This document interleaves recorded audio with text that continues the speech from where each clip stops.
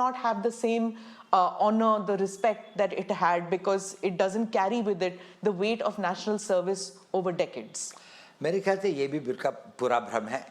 गांव के अंदर में अभी भी इनकी उतनी प्रतिष्ठा और इज्जत और सम्मान होगा, गांव में नहीं, गांव के बाहर भी। ये देश की एक बड़ी भारी निधि होंगी।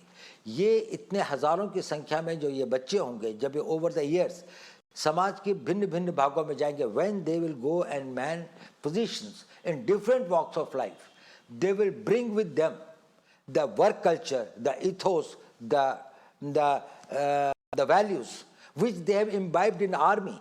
Army has sent them in as a totally transformed persons.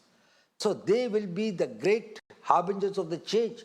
वो परिवर्तन को एक नई दिशा देंगे। और ये जो लोगों को भ्रम है कि इनका सम्मान और इनका वो नहीं होगा, ये बिल्कुल गलत है। मेरे ख्याल से अग्निवीरों को उतना ही सम्मान होता है। आज भी कितने लोग अपनी कोशिश करते हैं, पारिवारिक कारणों से सेना को छोड़ के कभी कभी आना पड़ता है। कुछ लोग हमेशा से पहले कलर सर्विस कितनी थी, 1962 तक तो 7 ईयर्स थी। उसके बाद में भी समय समय पर इसने ये कहा गया है कि इसको वो किया जाए। तो 7 ईयर्स की कलर सर्विस के बाद में जो आदमी जाता था उसको क्या सम्मान मिलता था, इसको अधिक सम्मान मिलेगा क्योंकि इसके पास में आगे का कैरियर भी है। Sir, if this scheme was so overdue, so necessary, keeping in view that wars have changed, the nature of wars have changed, and the nature of the requirement of manpower has changed for India, अगर ये इतना overdue था तो इसके against इतने protest, इतने sudden protest क्यों हुए? देखिए ऐसा है, इसमें दो तरह के प्रोटेस्ट या अपोजिशन है मैं कहूँगा। एक तो ये है जो कंसर्न है, वो देशभक्त भी हैं, उन्होंने देश की सेवा भी की है और अपने जीवन का बड़ा भाग जो है देश के लिए अपनी जानों की बाजी भी लगाई है। उनको फियर ऑफ अननोन है और जब भी कोई परिवर्तन आता है, any time that a change comes, उसके साथ में जुड़ी हुई anxieties and fears are always there. कुछ भय होते हैं, कुछ आकांक्षाएं होती हैं, कुछ अनागतवती चिंताएं होती हैं जो आदमी को घेरती है। इतना बड़ा परिवर्तन, इतना बड़ा चेंज हो जाएगा तो कहीं ये तो नहीं सब कुछ पलट जाएगा।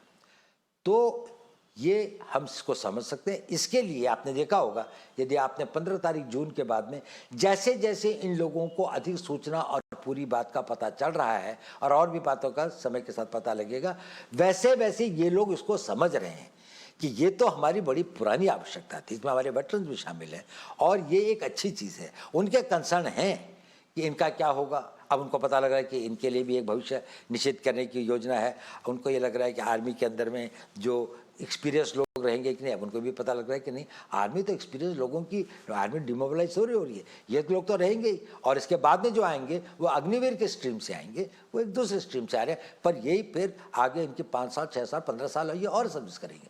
तो उनकी वो जो भय और आकांक्षाएं हैं उनमें धीरे धीरे कमी आ रही है। एक दूसरे वर्ग है, उसका ना राष्ट्र से कोई मतलब है, ना राष्ट्र की सुरक्षा से कोई मतलब है, ना वो राष्ट्र के प्रति इतने समर्पित हैं।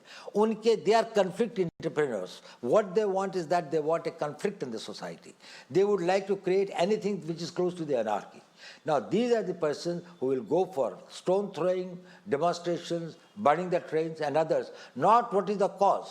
But wherever there is an opportunity, they think that they can emotionalize or mislead the people, or they can have this thing. जो अग्निवीर बनने वाला होगा वो ना किसी प्रलोभन में आता है, ना वो किसी से बहकाया जा सकता है, ना वो किसी के द्वारा दुष्प्रचार के लिए प्रेरित किया जा सकता है। ये जितने लोग हैं, मुझे नहीं लगता कि ये वो लोग हैं जो कि सेना के लिए और सेना में जाने के लिए बहुत इच्छुक है या जिनके पास में एक साइकिक मेंटल सेट है। वो अपने घर में बैठ कर तैयारी कर रहे होंगे। Didn't the security establishment anticipate कि ऐसे conflict entrepreneurs जो आप कह रहे हैं that they will make use of this scheme to mislead people and to cause street unrest? Well, something was anticipated as well also, because we thought that, well, these people who have got a vested interest, they have got vested interest because some people are making money through the coaching centers. They have vested interest because they would like to discredit the government on any count. There are some vested interests who would like the youth to be provoked against the establishment and others. We had it, but then it's a democracy. We cannot take the action and we cannot do this thing. But once they take and transgress those red lines where the limits of their freedoms, start undermining the country's national security or internal security or the law and order or the peace of the country, certainly the action is taken and has been taken. So you think that, in your opinion, street protests are justified to a certain extent in a democracy? Do you agree with that? Well, I think that the protests or the raising your voice, expressing your existence is justified and is permitted in a democracy. But this vandalism, but this violence, it is not permitted and will not be tolerated at all. So our security forces, I mean the state police, I mean out here, they were just not equipped to handle it. We saw for hours together coaches burning. Hours together, the coaches were burning. There was no firefighting equipment in the railway stations. Railway police, हम सिर्फ देखते हैं marching, but वहाँ पे कोई railway police नहीं थी. 4-5 घंटे trains were burning. We've seen protests with regard to, the earlier protests also. 1 week they've been going on with regard to prophet remarks or with regard to anything. Policemen crying, sir, forces bhej dijiye, forces bhej dijiye.